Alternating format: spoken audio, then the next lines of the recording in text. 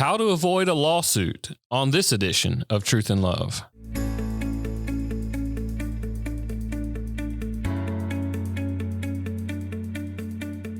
I'm Dale Johnson, and you're listening to Truth and Love, a podcast of the Association of Certified Biblical Counselors, where we seek to provide biblical solutions for the problems that people face. Well, I can't tell you how excited I am to launch us into this week and to have our speaker here with us, Todd Sorrell. He's a dear brother. We are excited about the work that's being done. Many of you may remember that he spoke at our pre-conference last year in 2020, talking about biblical counseling and legal issues. And he's back giving us some great wisdom on legal issues once again. And we're excited as we look forward to our book that's coming out, Free to Be the Church, Legal Issues and Biblical Counseling. And Todd is a contributor to this volume that I think is very important. And Todd and I were even discussing before we got on here live. And I tell you what, Todd, one of the interesting things to me as we think about legal issues is pastors are very afraid. And particularly after what we've been through, the season that we've been through, it seems to have ramped up a little bit of fear relative to legal issues. And it's not that they don't want to do ministry or they want to be hindered by the things that they're called to do from God, but there is this sense at which they don't want to make a mistake. And a lot of that's, unintended. A lot of it may be out of ignorance, just not knowing what they should or shouldn't do, wanting to obey the law. But often we find ourselves, even as pastors, getting paralyzed in some of these ways. And so I'm so glad that you're here to help us to understand the issue of legalities, particularly as it relates to lawsuits and being sued.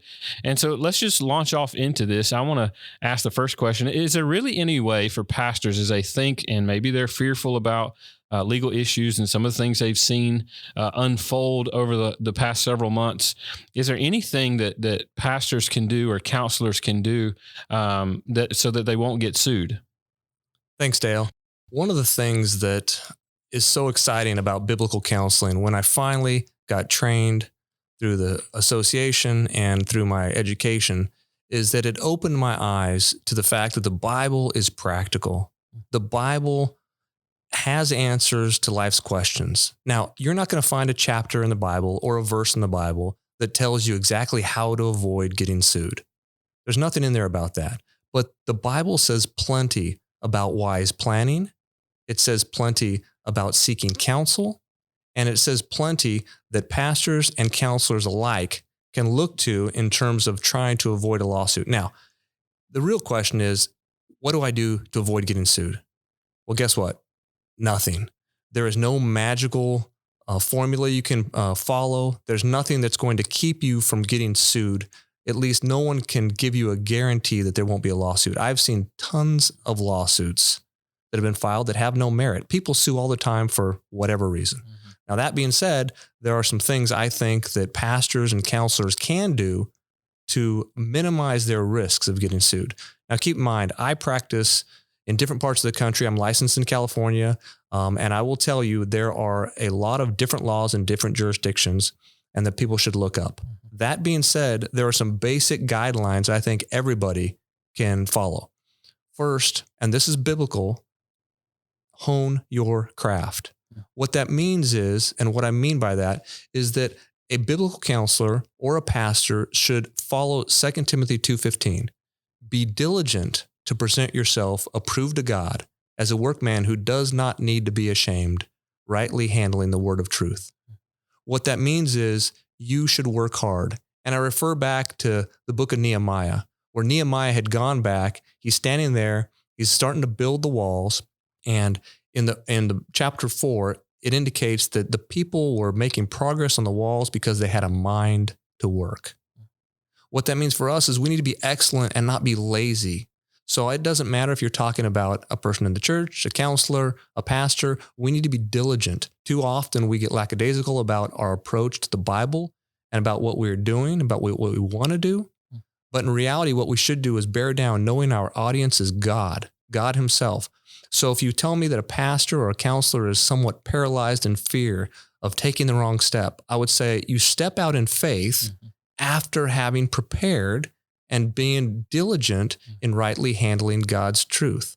So as a counselor who is just a disciple maker turning to the Bible, or a pastor who's running a church, ask yourself, what does the Bible say God would have me do? If, for example, a pastor feels compelled from biblical study that he and his church need a biblical counseling program, by the way, which is discipleship, and all of us should be doing that. Doesn't matter if you're a pastor or a lay person.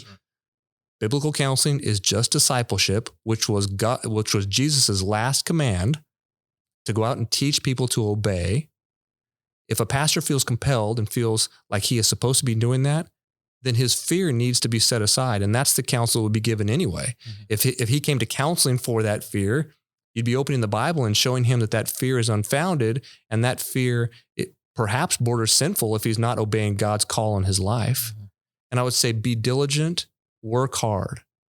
And I also go back to Nehemiah, where the people, and we all know the story, they're building the wall. The people had a tool in one hand and a sword in the other. Keep in mind that we always think about the sword, right? We think, oh, they had the sword in a hand to fend off enemies. There's truth to that. That might be what your lawyer is, by the way, your sword. But the other hand, they had a tool. What were they doing? They were building a wall, building a defense. And I think studying God's word, being diligent in that regard, is building a defense to potential lawsuits. So the first thing you do is you hone your craft. You're diligent. The second thing you do, I believe, is to manage expectations. So if a pastor says, I don't want to get into this biblical counseling ministry, we might get sued, we might run afoul of some rules. Well, guess what? Handle that up front. Have, for example, and this is the last thing that I would mention, is a written consent to counsel form.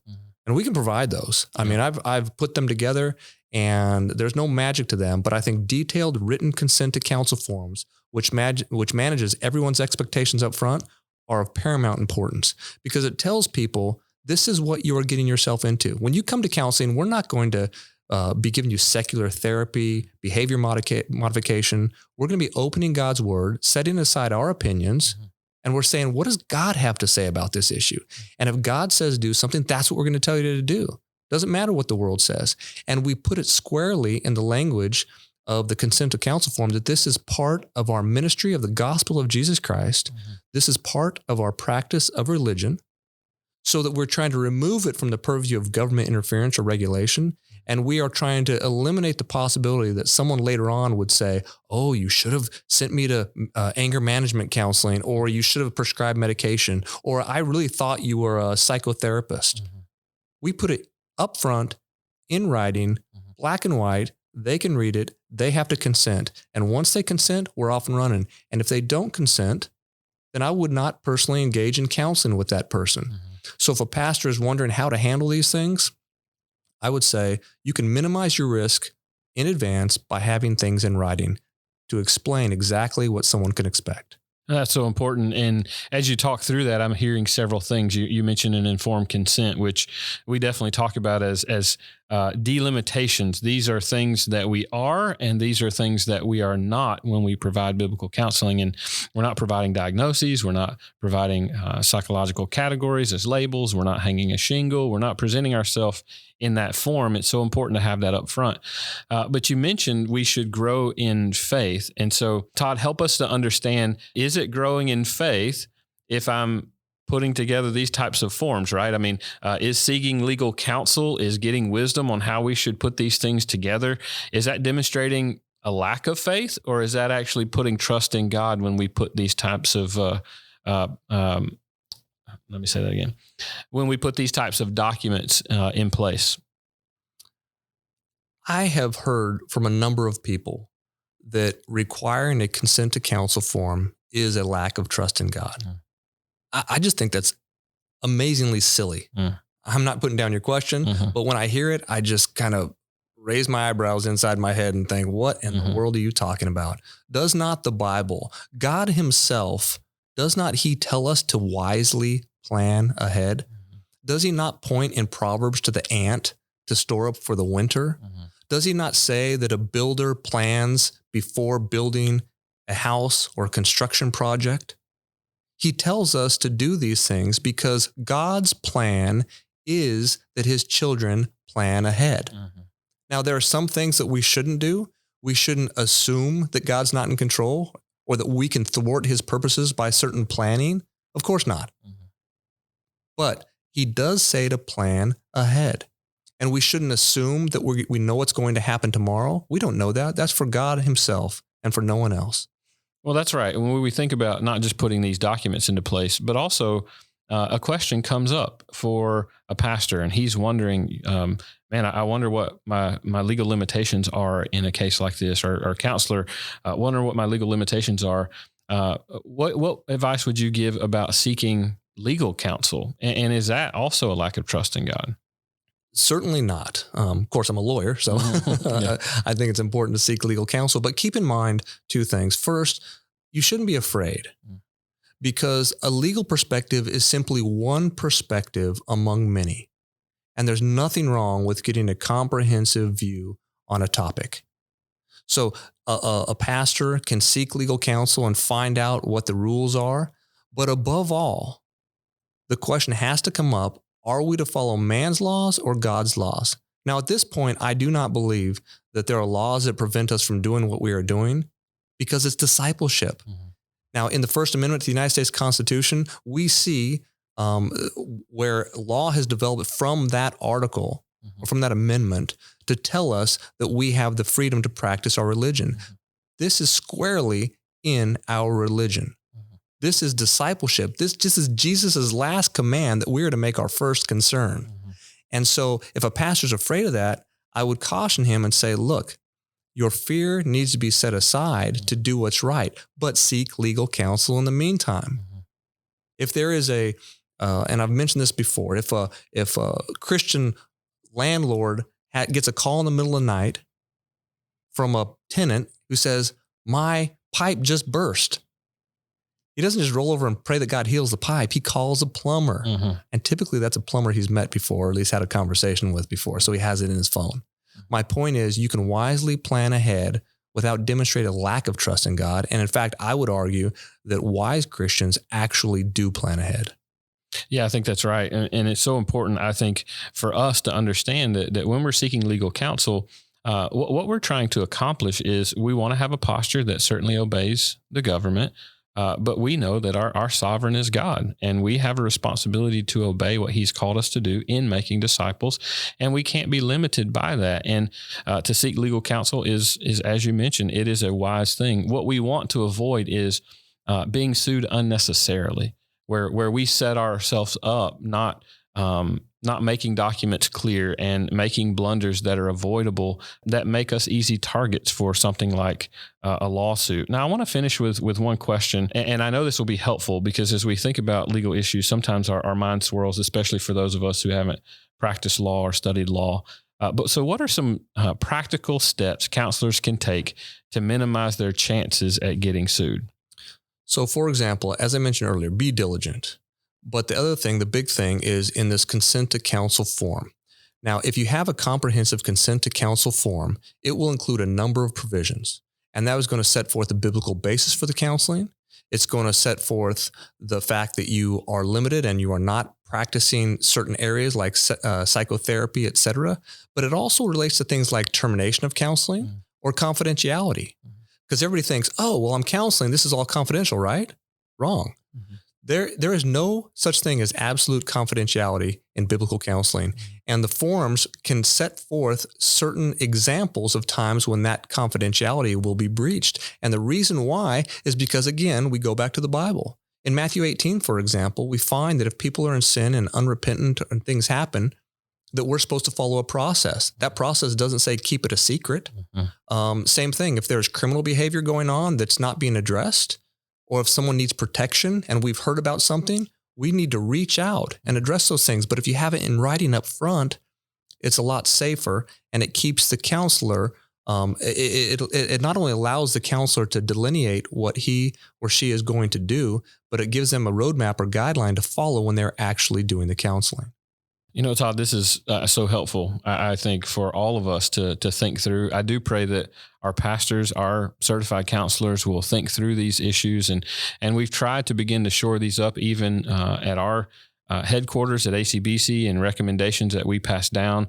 We have some of these documents available on our website. Todd's actually been a part of putting some of these documents together that many of you have used, the consent form, and that talks about limits of confidentiality and all that sorts of information. And so I'm so grateful to men like Todd, who God has given a rare skill and ability to understand law, to practice it well, but also a heartbeat for the church to be able to serve God in so many different ways and to present wise counsel to us in these matters. So we do hope this is helpful as we discuss these issues. And as good as we want you to be at counseling, we also want you to be wise in the way in which you practice. We want to be above reproach in everything that we attempt to do for the sake of the name of the Lord and His bride. You're listening to Truth in Love, a podcast of ACBC. Now, we're so grateful for this conversation that we've had with Todd. And Todd's, as I mentioned, has been a contributor to our forthcoming book. And we are coming closer and closer and closer to the time for that book to be released. And to my knowledge, there is nothing that exists in the biblical counseling world, and not much that exists even outside the biblical counseling world that relates to legal issues.